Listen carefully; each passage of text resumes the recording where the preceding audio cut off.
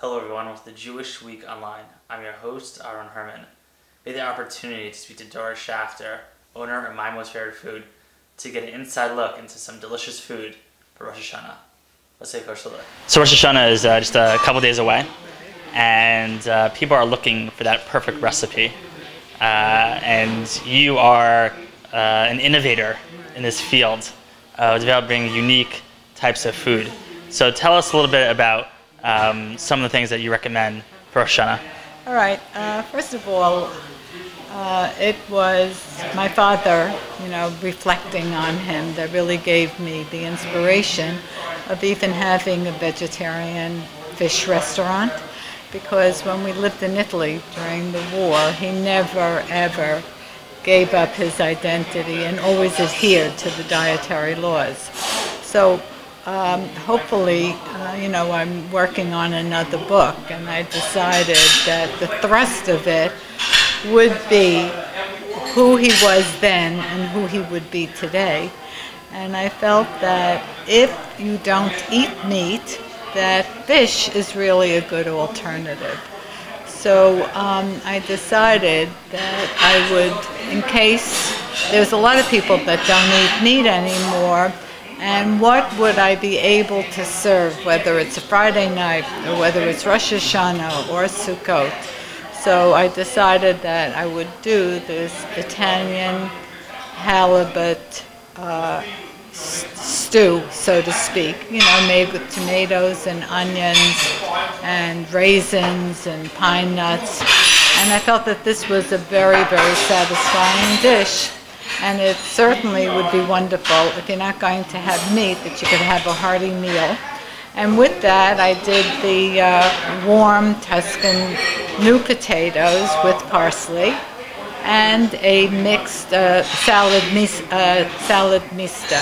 So I think that, when you put all of these three flavors together, they really are compatible and they're delicious and certainly satisfying. And I thought, why not? So here I am. And every time that I introduce a new recipe, which you can find on my blog, I decided that I would do a tasting. So we had fun today, and everyone enjoyed it very much. So how do you come up with a recipe? That probably is like a difficult process. It's a difficult process, but there's so many books that you can look into, and then you see something that hits your eye, and then you adjust it to your own taste, and you try to find something that is compatible to your own taste and easy to do. And this recipe is very easy to do. And it doesn't take that long, and especially if you're a working woman and you want to do something quick and delicious, you could do it. And that's been my philosophy anyway, whether it's my baking recipes or my food recipes. One of the other things that people are looking for are, is the delicious cakes and cookies. And even when you start potchking in the kitchen, having leftovers from your main course can lead to your desserts. And you've done that in a unique way. So the dessert that we served today is Anna's fruta crostata, which was the fruit was the apricot preserves.